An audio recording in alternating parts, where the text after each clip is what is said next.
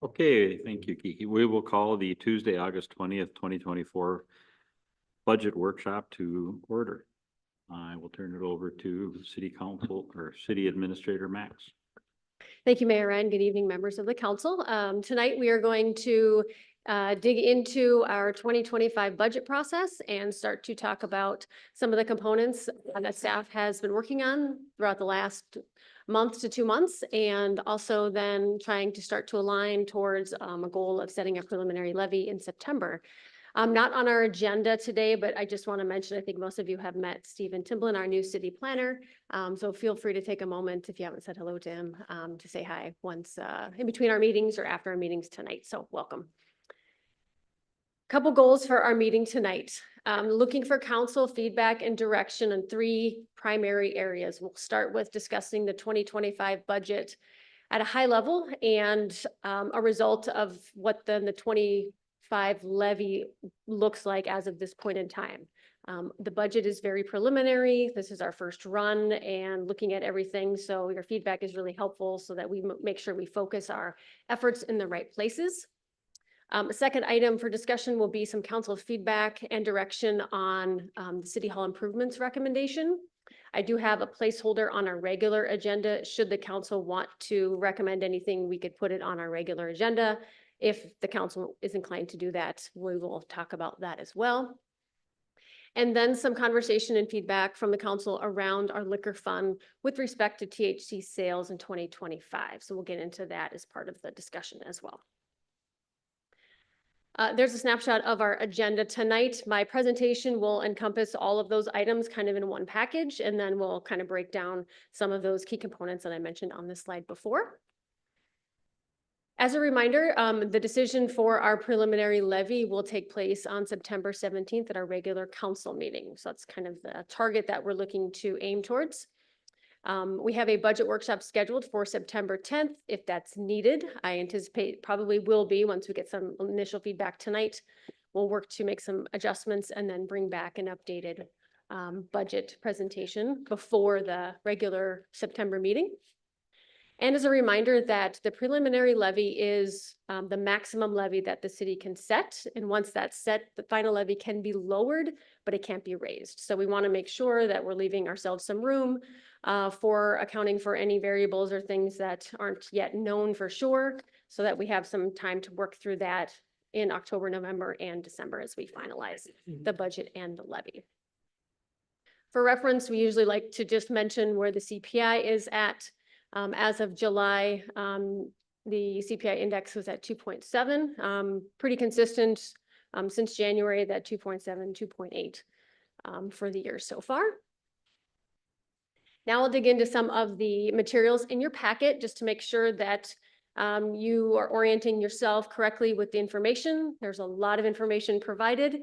I'll keep it very high level, and certainly please ask questions, and or if the council would like department presentations in September on more detailed information or items in the budget, that's also what we're looking for as well. So we'll keep it high level, but if you said really like to know more about that, I want the department heads to have a chance to address the council in the next meeting.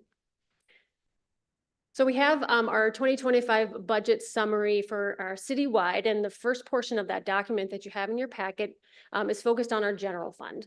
So we have one line that just identifies our general fund revenues, and then under that you'll see the general fund expenditures that include the various departments that we have and that we account for separately. You'll notice on the right side of that page is that our revenues and our expenditures both reflect the 20.09%. So that is a balanced budget, and that is our goal every year, to have a balanced budget, which is great. The 20% is another conversation altogether about what is comprised of that number and what are we looking at for the upcoming year. We'll talk about that. On the back side of that budget summary, the next section is our proprietary or enterprise funds summary. So for our wastewater, our pickle, and our spirits departments. These departments, as a reminder, really comprise of the functions of our city that are more like business-like activities, and they generate revenues. So we account for them separately and we reflect them here. And then last but not least, we have our non-major funds. And the non-major fund category just is a reflection of the size of the fund itself, smaller as a percentage than our general fund. And within those funds, we have community center, parks and rec, and fire. There are detailed sheets for each department and fund in your packet for reference if you're interested in getting into some of the details.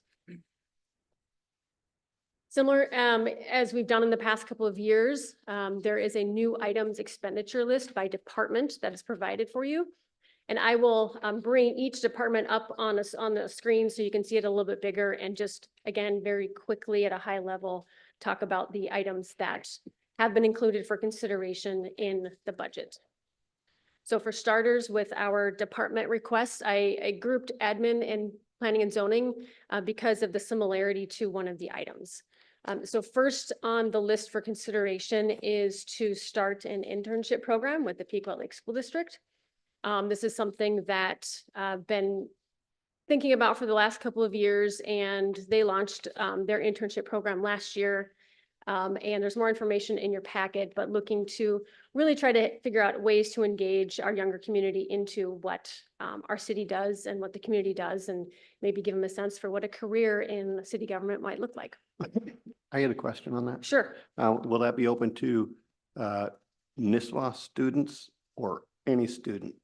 It would be open to students, seniors at the Pequot Lake School District. Okay, The so it Brainerd doesn't matter School if they're a District resident. might have a program. I couldn't find one at quick search. Okay. But if in theory this would move forward and if it was a successful program, I would love for that opportunity to also be for both districts. More of a long-term plan, but I just knew the Pequot had one. Okay. So that's where I started with that. For the document management system, references for both admin and planning and zoning. As I shared with the council last month, talking about operations efficiencies and kind of creating that umbrella platform and function about how do we manage information, how do we provide customer service and integrate our systems together. There is a system called Civic Plus that does that. And it really stems from the website and then builds out from there so that, for example, someone from the public can initiate a planning and zoning permit and the information comes internally and we can communicate back and forth that way. So the module for administration is a website and the agenda management modules. And the one for planning and zoning would be the community development, which is permitting, code enforcement, things like that. There are about, if you look in the materials, there probably are about half a dozen other options. Parks and Rec has a module, things like that, but certainly starting with what's the primary need and then building off into the future is kind of the thought there. With Parks and Rec, there are a handful of items, as the council knows, that there have been, we have an increase in needs for summer assistance with staff. And so Amber has budgeted for a summer seasonal staff person. That would certainly help also with our new Between the Lakes Park and some of the increase in maintenance and ongoing updates that we had throughout all our different facilities. We do have replacement of a mower. We have 2 new equipment requests, a turbine blower and a snow push. And then replacement for the garage, the maintenance garage roof, and repair of a boulder wall at the Pocket Park.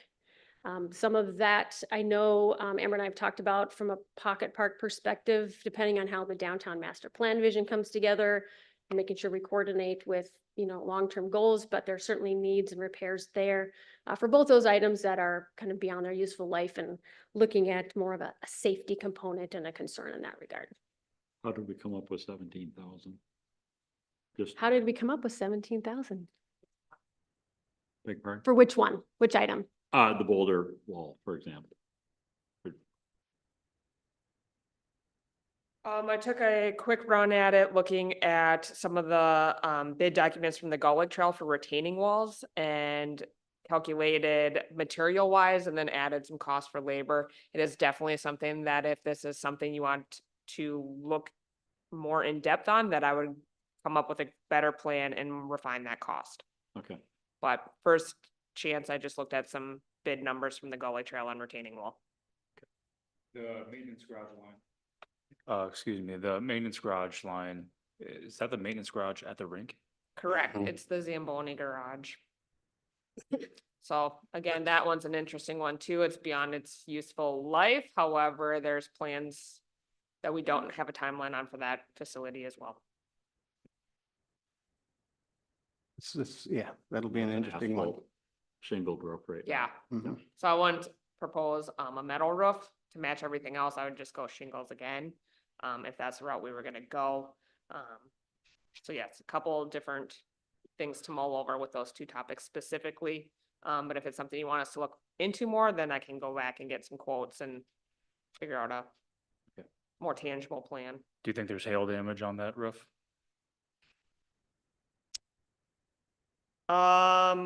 Not necessarily. I don't think we've had a recent enough storm. That could have been from years past, but I don't think it was addressed. I know a couple of years ago, we did a repair on some shingles that blew away. But it was a small section and we already had the shingles, so we have done repairs on it and it needs more. Okay. And that will all tie in with the park too, you know, Yeah. so. Lots to consider on those two. Thanks, Amber. Next, we have our police department. So there's a reference to a new county records management system. So it has been many, many years, potentially many decades, that the county has operated with the current system that they have in place now that is, I think, no longer supported. Technology is outdated, and they've spent a good year, if not more, researching what the new system will be. So this item reflects something that we will need to incorporate into our budget to be a part of that county system. And really it's here just to highlight, because it is an increase in cost significantly over the current system we have, but it will provide us the access we need to communicate with the county system. So just kind of making you aware of that. Also, I know that the police department has been working on potential funding to help offset some of the initial costs with that. So we will work to make sure we're aligning, hopefully receiving funds in the right year for paying for that, and if that will be an ongoing thing or just to offset the initial year. I mean, either is great, but they're working on that and kind of looking into that as well. A couple other smaller items. A new storage shed has been requested to hold some of their, I think, equipment and things that they use at their shooting range. And then they have a flock camera system, which is a camera system to monitor traffic and kind of does automatic scanning with traffic that they can identify vehicles and things. There's a lot of information in your packet. If this is something you would like the police department to talk more about in September, happy to bring them back. But there is some really good information in your packet about that. I don't think any other jurisdictions in Crow Wing County use that, but I know they've been talking about it. And I do believe that there are some in Cass County that have used that and have implemented flock system. And then the Wheeland Cloud Platform, or the HOS system that it's referred to, is a fleet management system. I believe it allows for more in-depth management of their equipment, their vehicles, their cameras, and then how that just integrates together and provides, I think, more information about where vehicles are, and just, I think, helps kind of support and expand their abilities to manage some of the technology. This is something I believe Chief Taylor told me that also could be used by the fire department at some point in time if they would like to do that. So that could be another integration component, and something that certainly we could bring back more information. There is a good amount of information in your packet too. A couple more, Public Works and Sewer. So Public Works has replacement of 2 mowers for next year, standard rotation on our capital improvement plan. And then a request for 2 new pickup trucks that are more daily use pickup trucks and not the larger ones, with a new Public Works employee. And then we are kind of increasing our summer staff. We do need more vehicles to help accommodate and get people around to different areas. So that is those 2 items for Public Works. And then for Sewer, there is a budgeted item to move the panel from lift station 1 to lift station 7. My assumption, I thought about this today looking at this, my assumption is that would happen after an assumed lift station 1 rebuild, that they would take then the panel that we wouldn't need anymore in lift station 1 because we'd have a new one and put it in 7. But I can Wasn't get- that item kind of tabled in the last Public Works meeting? Lift Station 1 being rebuilt? There's more work, yes, as Right. far as coordinating with Lift Station 12 and those kinds of things as well. But I guess that's my assumption is that the panel, once it's no longer in service, can be put somewhere else. It should be pretty much a brand new panel. Yes. At Station 1 already. Yep. Right. It's not that old. Yeah, they can be repurposed, which is nice. Right. Just some programming and some, I think, probably mostly labor time involved with something like this. So coming at it from a different perspective, which I think the council, this might help the council, is I did it instead of by department. I have the information by category. So with respect to wages and benefits, our proposed budget increase is the 7.72%. That was mentioned in an update a couple of weeks ago, or a month or two ago when we did an initial run of wages. But that information's there, and that includes that intern and the park summer seasonal person. Increases to our capital improvement plan, as we continue to fund those plans throughout all of our departments, continues to grow a little bit every year. So that increase is 2.32%. I have some other kind of smaller mid-range increases with respect to our employee recognition program and our Employee of the Year program implementation of that for 25. Some increase in legal costs, just with all the projects we have in process right now. We're seeing a bit increase there. So I did identify a few items in that regard. And then below that, I list the items we just went through with each department, so you can kind of see the different dollar amounts and what that looks like. It doesn't quite line up to the 20.09%, but it gets close. And with everything else, where there's a little bit of up, a little bit of down across the board with the budget, at least that accounts for most of all of the bigger ticket items. That was the expenditure side of the general fund budget. And now when we talk about the revenue side, we have a couple of main categories. We think of our general fund revenues, we have two components with that. We have the revenues from our fees and services that we charge throughout the year, and then we have our levy, our property taxes. So the $5,081,000 is what was reflected in that budget summary a couple slides ago, that 20.09%. We identify our revenues and our fees for services and what our total revenue needs to be to have that balanced budget, and the difference is our levy. So when we identify that levy amount, we bring it down, and we have to then separate it out again for our general property taxes, which basically then goes to pay for all of the department needs, and then with our bond needs, the bonds we have currently issued, and then the ones we're looking to. So I have two to be determined 2025 bonds, one for our road bond and one for the property bond. I'm working with PFM to help analyze this information. The challenge that we will have with the timing is, and it probably happens no matter when a bond is issued, but in order to have the funds on hand when the payment is due, we have to levy ahead of time. So these numbers reflect an estimate, but they reflect an estimate of both my payments due for 25 and 26. Because our payments are due in February 26, I need the tax revenue in 25 to be able to pay that payment. Jesse? On the property bond, does that include the down payment? Or is that, We're not making a down payment. it's amortized through the 12 months? Yeah. All right. Well, and for 15 years. You said 12 months. I'm not sure what. Well, this is just for 2025 property, for the property bonds. So it's factoring payments or servicing. It's factoring in our 25 and 26 payments Got it. because we have to have the money ahead of when the payments due. Okay, Mhm. never mind. I So understand. we get a little bit kind of, we have to bite off a bigger chunk right at the beginning. Yeah. And then we have more level debt service. So with all that being said, the increases in the bonds estimated at this point, we had some one-time money that came in last year that we don't have in 25. So we had to rebalance out for that as well. We're looking at a 26.64% levy increase. So now we move into our tax impact model, which hopefully is a really helpful document to get you to really drill down into, well, what does 26% really mean? And so on the left-hand side of the document reflects our current levy for 24, and then the resulting property taxes that are due. I just took a screenshot of the first part of the page. And then on the right-hand side, it plugs in our current numbers that we are known or estimated for 2025. So back in April, when we had our Board of Appeal meeting, the county informed us that our property values will be increasing by 3% for 25. So much less than it has been for the last handful of years. 3%, 3%? 3%, yes.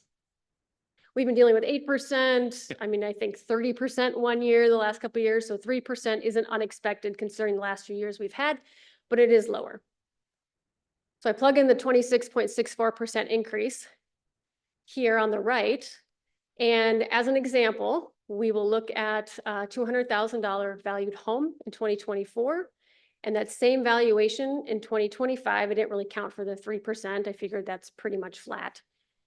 You can see that based on the 26% levy increase, that's $106 increase in their tax for 2025.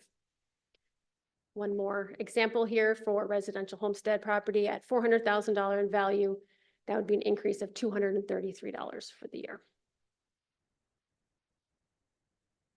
So we started high level with the budget. We will come back to that. I'm going to drill down into city hall improvements, the THC liquor sales, and then for council feedback, we'll kind of walk back up the ladder in that respect. So with the city hall improvements conversation that we had last month, I provided a lengthy memo in your packet that accounted for some council feedback and the staff feedback that I received at our meeting that we had in early August. And with all that wrapped together, I have a recommendation to initiate a city hall improvement project with an estimated cost of $430,000 through issuance of a general obligation capital improvement bond that we could potentially piggyback off of the property bond efforts that we're working towards. I'll walk through a couple high level pieces to this, so you make sure we have the right context, and then can certainly get some council feedback on that. So staff discussion and key takeaways. As I mentioned, part of that was when we talked at our staff meeting was really understanding what the council's vision was for this building. And if the council wanted us to had the vision of being here for the foreseeable future, it was kind of one path. If the council didn't see us being here for the foreseeable future, it was kind of a different path. The consensus that I received from council when I asked all of you was, for the most part, like, I think that the city hall isn't the highest priority in terms of the other projects we have, which means let's try to address the major issues in this building now and then see where anything else needs might come in the future. So staff's feedback was the exterior issues are the highest priority. Keep the internal flow of the building as is for now. If it's in repair due to the exterior issues that need to be addressed, let's fix it. So for example, if this entryway area needs to be pulled apart because we have water infiltration in areas, let's ensure we're putting it back to meet ADA requirements and some of those things. Access control and cameras, there was strong feedback that those are very important components to ensuring safety of staff, providing services to the public, et cetera. But thinking about process, I think it might make sense to say, let's do that following the exterior improvements. And then that's a smaller project we can kind of do off of just a quote process and achieve that after we get all of the exterior repairs needed. So if the council is interested in that recommendation to move forward with focusing on the exterior improvements, there are a couple things that are still to be determined that we would need more assistance from WIDSEF and from a contractor to help address some of the ice issues in a couple spots in our building. So we would need to account for that. I spoke with Mike Anglin from WIDSEF late last week, and his recommendation that he has had success with in the past is to create a building committee. They'd work with Mike from WIDSEF, and we'd work to identify a contractor utilizing that Gordian contract through Sourcewell. So there are about 4 or 5 local contractors that have met that contract criteria that the city could work with directly, work with WIDSEF they'd work to get, they'd work with staff. I think Tom and Mike Deck would be key players in that because they're very familiar with the needs of the building to identify kind of the final list of needs. And then they could do cost estimates to bring back to the council for a final, this should be our estimated cost. The contractor would work with Gordian to confirm all of that contract pricing piece of it, and we can keep that project moving forward. I'm going Do we to, know, real quick Yep. on that, do we know anything from Sourcewell on some of that funding yet? what do you mean, do we know anything? We have the $50,000 that we applied for. Did we get that? Yes, Okay. yes. So we have to spend that by next June, the end of next June. Yes. Yeah, I got a question here Yes. on the remaining 57,350 for the placeholder funds. That's kind of miscellaneous money then? So like, what does that get spent on?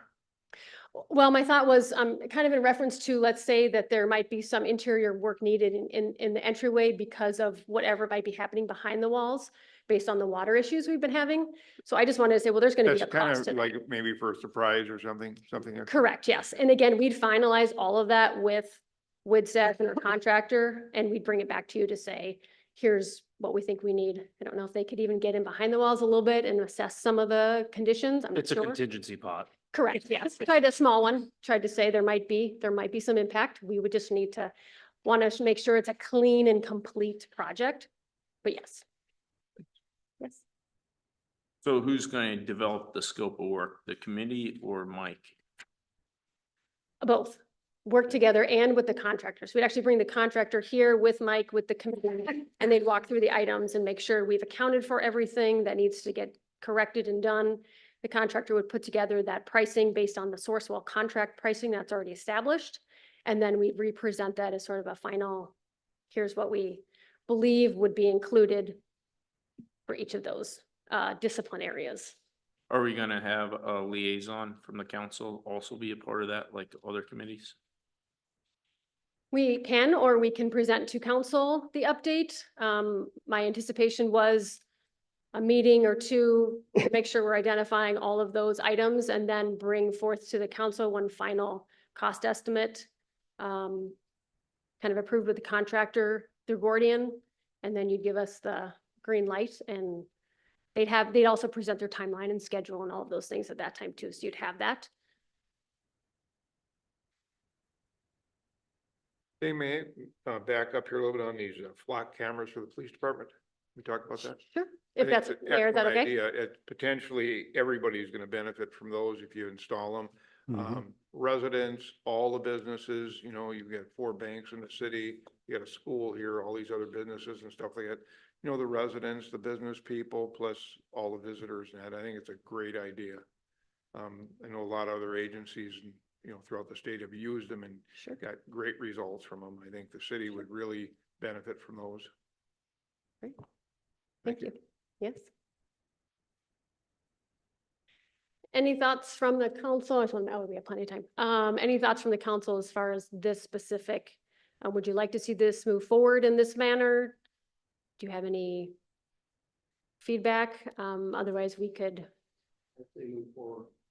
I'd say move forward with the way it is there. If the council wants a liaison, if that's what they want to vote for, I'd volunteer for that, but I don't think we need a liaison, but what the council. Yeah, I guess we'd move forward.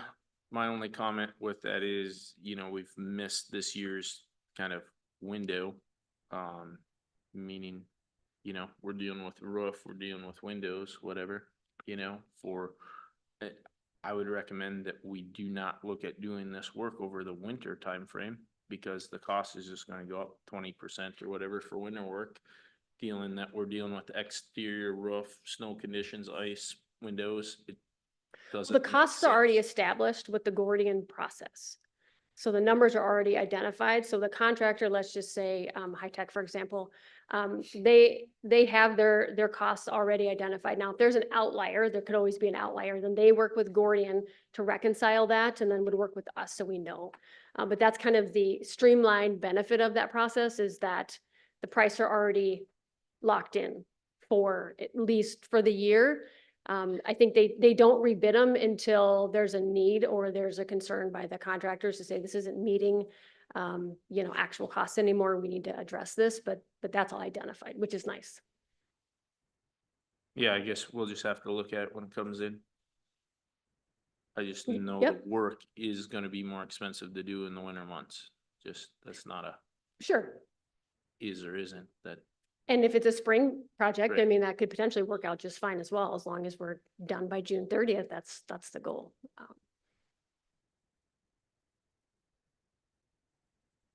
Is it fair, just seeing some head nods that on the regular agenda, we'll just move forward with the recommendation as presented and we'll bring you back Yeah. something as soon as possible? For it, yeah. yeah. Great. And I know a couple of the contractors that Sourcewell goes through and they do not, for Joe's concern, their price is set whether it's summer or winter. We just wanna have that all in writing. Yeah, Yep. yeah. So when we have 3 feet of snow on the roof, they're trying to tear off. Unless we have a winter like last winter. Right, Yeah. yeah, who knows, but You you never know, know. it's just kinda common sense. I'm in favor. Great. Thank you. Appreciate that. Last item to drill down into, and then we will kind of come back to kind of higher level budget questions and feedback, is regarding our liquor fund and THC sales. For Brian and Terry's benefit as they're working to build their budgets, the question for the council is, do you plan to approve the sale of THC products in spirits and or the pickle once that is established and allowed in the city in 2025? That makes a difference as far as if they're going to plan for those revenues and how they approach that. And so that's certainly feedback we'd like to get. Brian is here as well if you have questions that he might be able to answer. So I will just open it up for feedback. Well, my feedback is this, yeah, the city could make some money selling THC products if we were the ones that got the license, but I don't think the city needs to be in the sale of THC products. That's just my opinion. Bruce? I agree. My question is, with the THC products, like the gummies and those kinds of things, I agree. I don't think we need to sell it. Schaefer's will be selling it. We know that. There'll Yeah. probably be other stores that are gonna sell it. They can't prevent them from doing, that's fine, whatever. My only question is, and this is, and I haven't looked into it too deep, but with the THC infused beverages, if you don't offer that, do we run into the same problem that Brian has mentioned multiple times where they'll just stop in Baxter, pick up all their stuff and then come up? Do we lose business? Does that hurt us? If it does, to what extent? Is it worth worrying about? I don't know.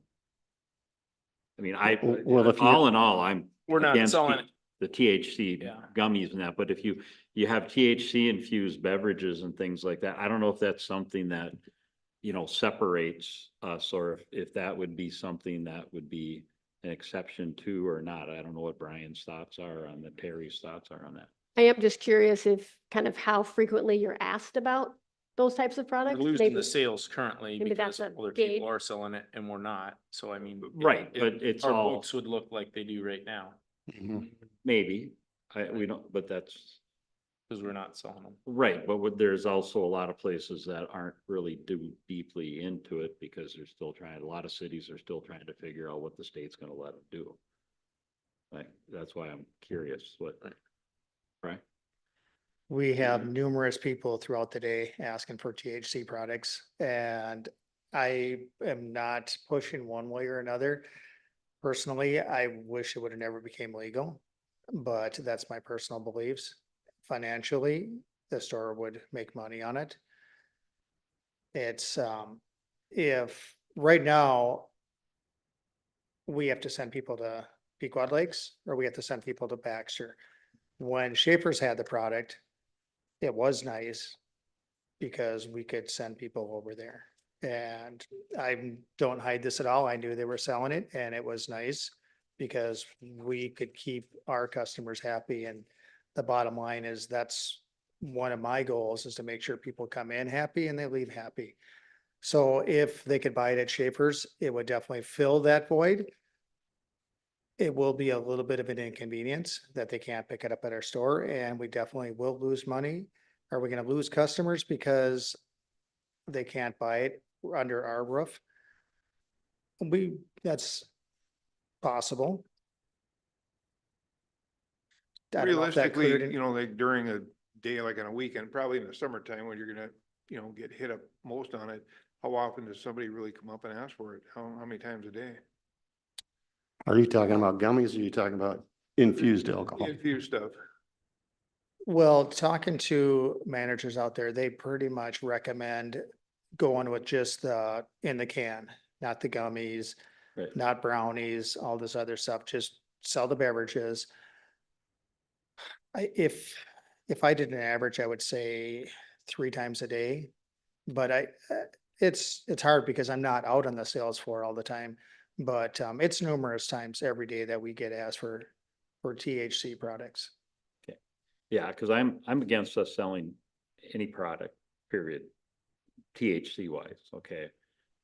Like the gummies, the brownies and all that Schaefer's can sell. Schaefer's can't sell alcoholic beverages though. We can. That's the question that, Right. to Bruce, back to what I just, you know, if we don't have infused products there with liquor, you know, infused beers and seltzers and stuff, do you see it being much of a big problem or a big deal to you? Do you see us losing any more than what we're already losing? That category, in my opinion, is gonna keep growing and growing and growing. And alcohol sales in a lot of categories are flat, if not down. And most of those category managers are attributing it to THC products. Okay. So I think that is the world that we're living in, and I do see the future of THC products just growing. It's gonna be interesting to see what happens when the leaf version of marijuana is made legal and you can have dispensaries out there. I still think a lot of people that are buying that product are elderly people. And either they smoked when they were young or they just want something to calm them down in the evening. Helps people with sleep. So it's not a strictly young person. It's all ages. 21 up that are asking for this product. And yeah, I do think that the city will potentially lose a fair amount of money if they don't approve it.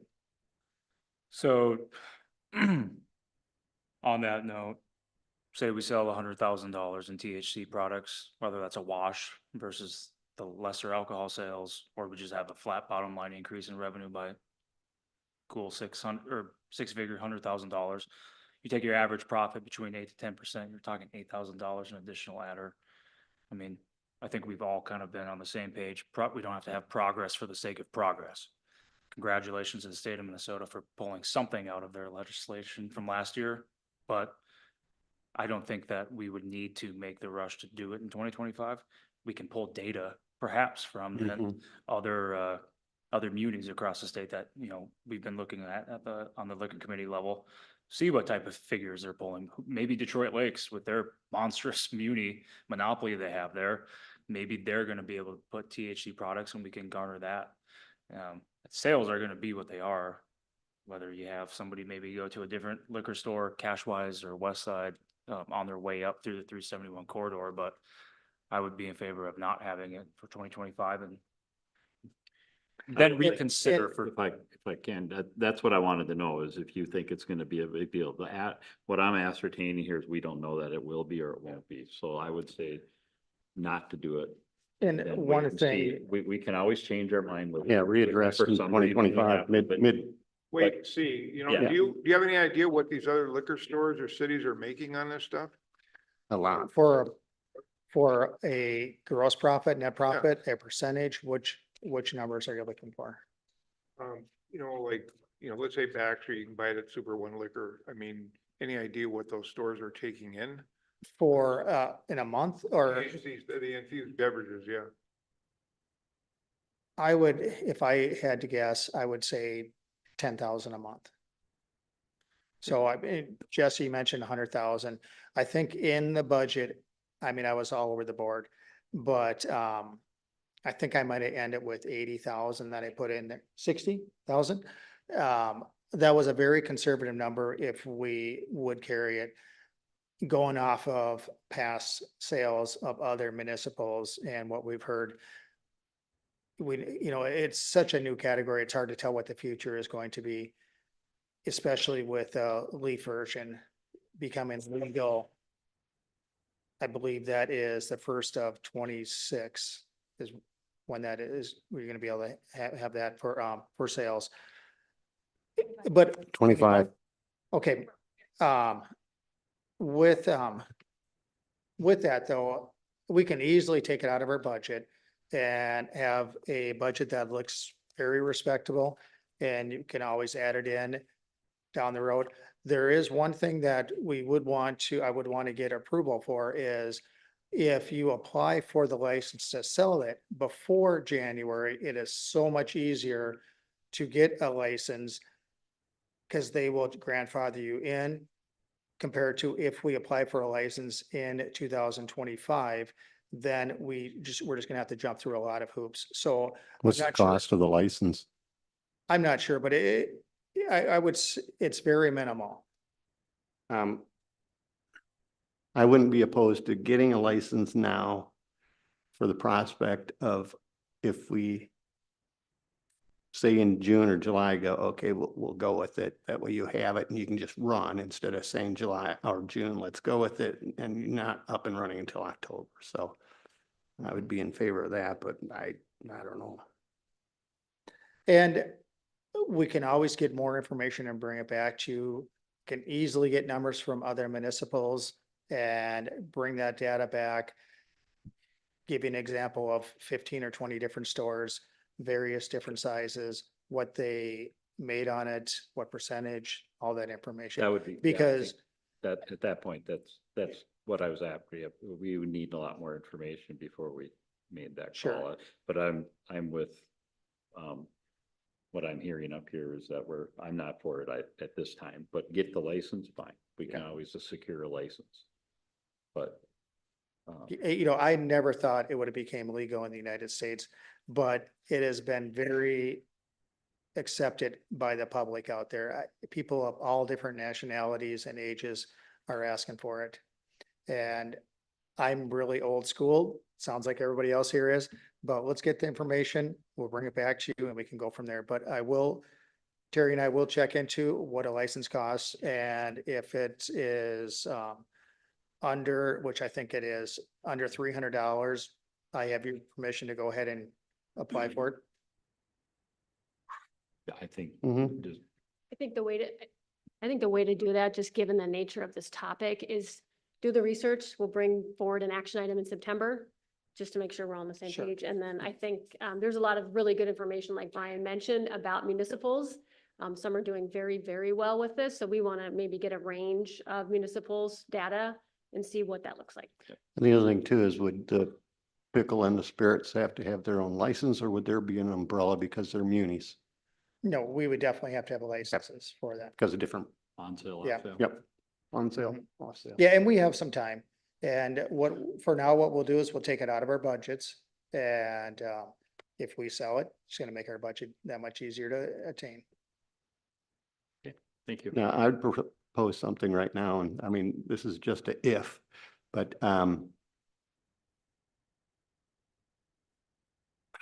is there some way to set that, specifically the profits of the sale of the infused, to one specific, or that can't be done because it's the liquor fund? You want to designate the profit from THC to a special category? Is that what you're asking? Well, that's what I would, can we do that? Well, we can designate any percentage of of the profit from spirits to a certain area with a vote and approval of the city council. It wouldn't have to just be THC products. It could Right. be it could be anything, but generally what I would recommend is not taking just one category and designate it. If you want a certain percentage to go to parks or the fire department or the police, I would just say, you know what, we're going to budget for $50,000 to one of those categories. We Okay. can do that at any time. Right. The reserve. Okay. All right, thank you. Thanks, Brian. Great feedback. Thank you to the council for that. It's very helpful. With that, I will rewind a little bit here and open up the conversation to back to the broader budget and levy question. So as a reminder, right now, we are looking at a 20% increase in our budget with a 26.6% increase in our levy preliminarily. And a lot of those things are, placeholders, for example, for our bonds and things like that. So bond council is working on, and our financial advisors are working on fine tuning those pieces with our road bond projects and things like that. So part of that is ensuring we just have enough of cushion to work with, some variables that might come into play. But I certainly want to open that up for feedback, thoughts, direction, questions for September, all of the above. Specifically with the road bond, Yes.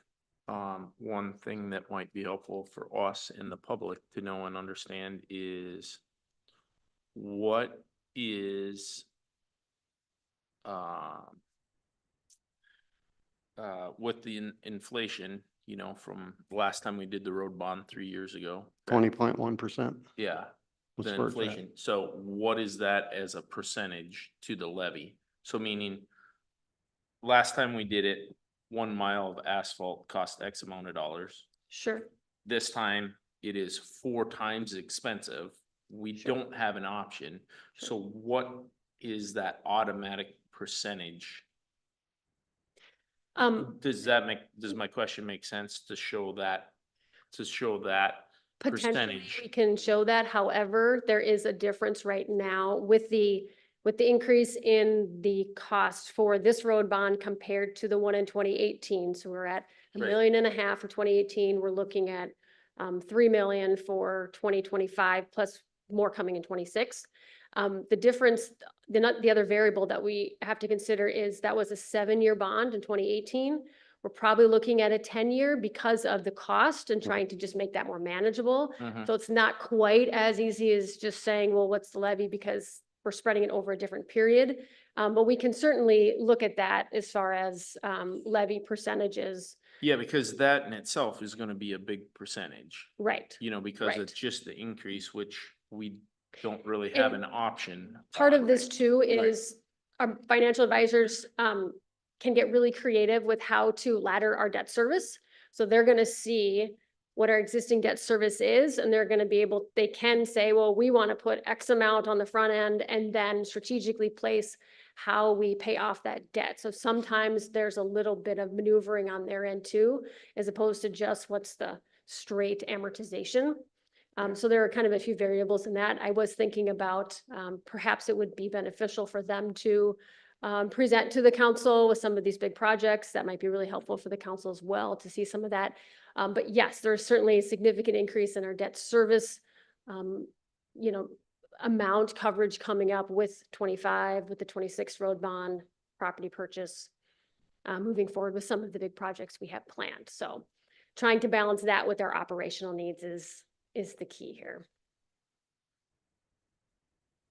Can you flip back to that? Yeah, there you go. Yep. So as far as our feedback on our top 10, 20 list, whatever we want to call that, Yes. in regards to what you've put together, is this showing some of our feedback that we gave you in this list?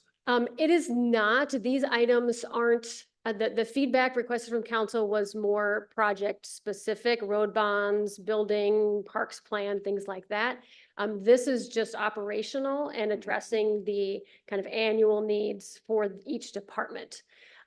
I didn't include, I can send that out to the council. I didn't include a slide on the council's feedback. To be perfectly honest, everyone was all over the place. So I've been trying to look at that saying, how do I, and not that that's bad. I think it speaks to the complexity of all of these projects we have going and what we're talking about. But how do I try to bring that back to the council to say, let's try to define and better identify, the priorities and the projects that we have in process already, and the ones that are upcoming to ensure that we're picking the ones that we want to focus our efforts on. And another thing that the council has to think about is in the next couple of years, we'll probably have to bring on another person with parks. So that's, Certainly staffing needs, yep, Right. in a handful of potential areas, depending on, wastewater is another one. Right. We've been talking about that, so being strategic about onboarding new staff is absolutely part of that.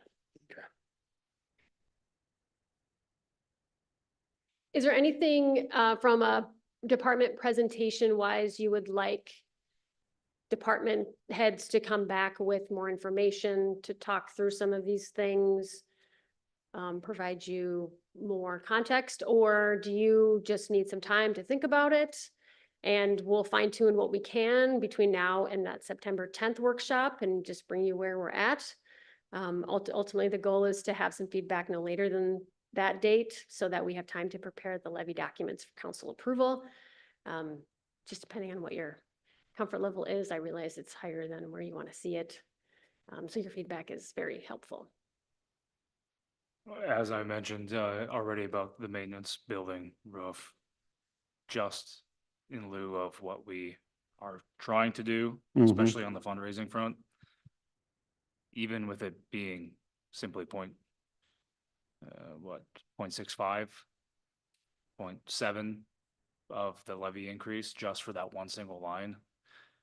Perhaps table that. I mean, don't want the roof to collapse, obviously, but, that's where, if we were able to take perhaps an insurance route, even just getting a free, having an adjuster come out and see if there's hail damage, even if it's years old, it can still warrant a new roof to be installed on it versus us paying out of Sure. pocket. Sure. Because we're gonna be at the point where we're gonna be trying to nickel and dime this thing as much as possible. So even $3,000 for an intern, perhaps that's something that we can consider to push off, as everything could add up. We can shave $100,000. It's gonna be able to bring that down a happy amount. Yeah, I guess along with those lines, another thing that I would like to see us do, and maybe it's just a workshop or something, but really look at the public works and the parks department and see if some sort of new structure with people, equipment, overlap, just the way that we're doing processes with both throughout town. If we can't come up with some savings on lawn mowing, it's, things of those nature with, just kind of looking at the whole big picture together, specifically with those two, and just seeing if there's any way to save money by just restructuring something a little bit with personnel and equipment, and any savings with that. You looking at And I- fewer personnel or just? I'm just or- saying, let's look at both. I don't know how the weekly and daily operations go with both on taking care of, but hey, this is getting mowed Monday, Tuesday, Wednesday. This is getting mowed Thursday, Friday. Is there just one mowing team that can go through that? I'm just a thought, as we continue to go and prices of stuff keep going up. I'm just saying we've got to keep thinking outside of the box on how we can do stuff more efficient and better internally with what we have between. That makes multiple good departments. sense, utilizing all these people and the equipment and share it, stuff like that, vehicles, pickup trucks, mowers and stuff like that. And different We things. do, Public Works and Parks, partner do. very well already. Yep. Amber could speak to that, and we could certainly have Amber and Tom maybe bring some of the more specific efforts that they've put in place together, but they do a good job, or have been the last handful of years, really asking that question more often. To see where we can be as efficient as possible, where it's mowing outside of, say, the parks area, that's, I think, maybe more Public Works, and inside parks area is Parks Department. So I'm trying to, same with plowing, really trying to align our department's functions. So certainly something we do talk about, always can Right. improve. And along those lines, I guess there are other entities, places, whatever. I mean, with the price of equipment right now and looking, I don't know, let's say that there's 26 mowing cycles in a year. you know, rather than having all this equipment, trucks, people, personnel. Seems like there's no lack of lawn mowing companies out there to just subcontract this out. And what would we pay in subcontractor fees versus labor, insurance, overhead, and all of this to do that, and just look at completely subcontracting out certain portions. I know for other, a lot of other places, you know, myself included, I don't mow my own lawn. It's cheaper to subcontract it out for $60 a week versus go buy a $15,000 lawnmower. It doesn't work out. So maybe that's another thing that we look at some of this, is just subcontract it out. I can ask department heads to kind of use that lens and think about it from not just lawn mowing, but other options as well. We can look at that. Yes, yes. Lots of options like that, Yep. snow removal, anything, so. Yep. So one thing I would remind the council about is you have that opportunity to sit down with those department heads too. Take advantage of that. Go down, talk to them, bring these ideas up to them personally. Sure. Make time. I mean, they'll talk to you, they'll show you what they got and whatnot. I've done that myself multiple times, and it's throwing out ideas and stuff like that. So, yeah. Talk to the staff. Getting some feedback additionally, though, I don't know the status of the storage shed for, I believe it's the firing range. Yes. Yeah, I don't know the status of it, but if that's something that can be tabled, it's worth considering. Additionally, even though it's in the CIP, is one of the two trucks perhaps able to be considered to be put off until next year? Okay. One in 25, one in 26. What is the status of these vehicles? Are we able to even consider both pushed off by a year? Okay. No idea what the depreciated value is of the current trucks that would be replaced, and then obviously there's gonna be some value coming back from the sale of. We wouldn't be selling any trucks. We are short vehicles. So these are Short vehicles. short vehicles. Yes.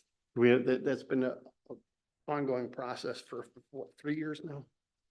Yes, with our increase in summer staff and now with a new full-time maintenance And then person. the- But certainly a valid question as far as, I mean, even one is better than nothing, but, so yes, I can.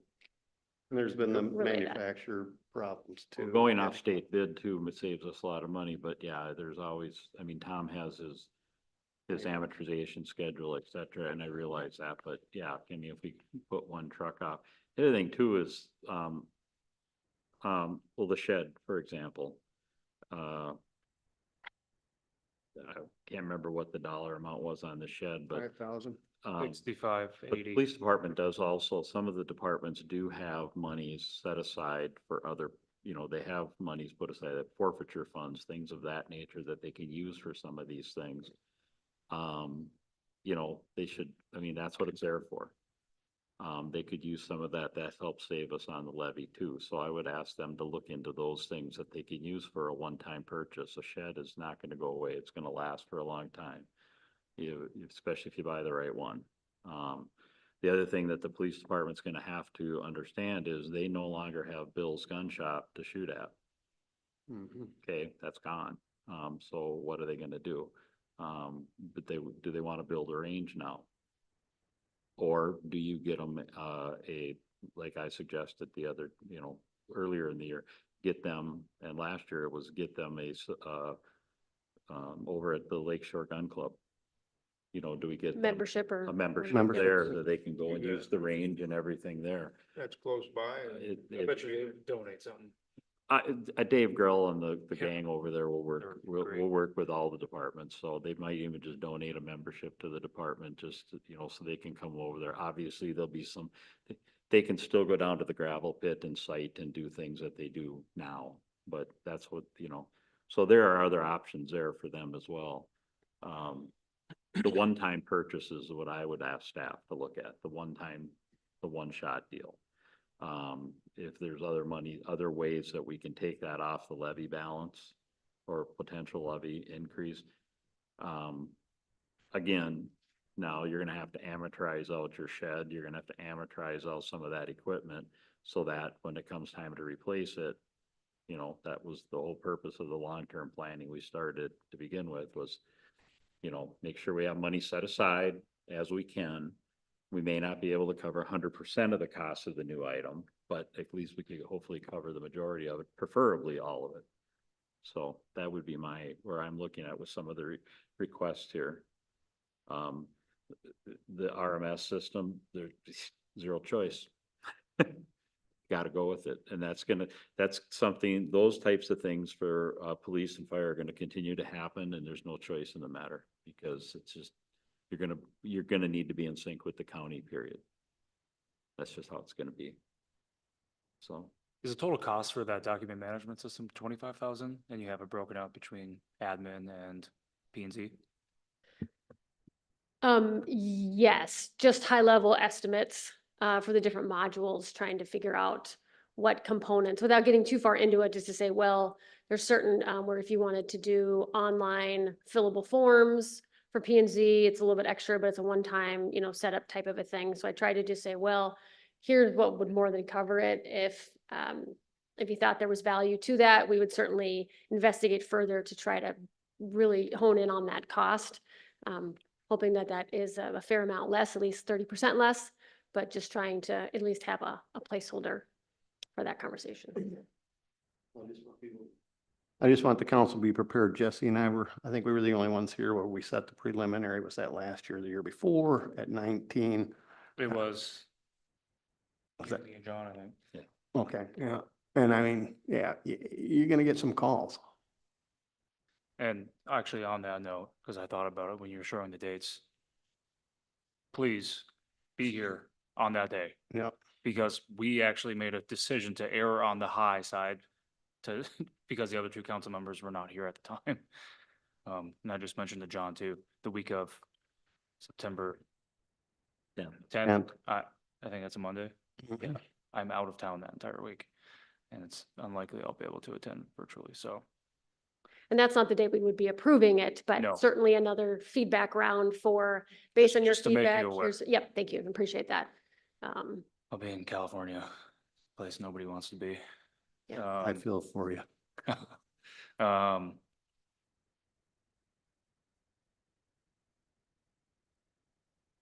Yeah, I guess being my third go around on this, it seems relatively straightforward versus past 2 years. Great.